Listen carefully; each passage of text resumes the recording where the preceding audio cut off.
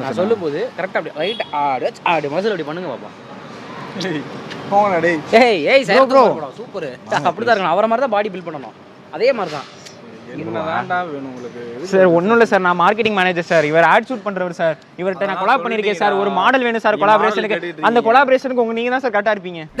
நம்ம கதைக்கு ஏற்ற ஹீரோ மாதிரில சார். பிரதர் அன்னைக்கு வேறு எதுவும் ஃபங்க்ஷன் இருக்கா?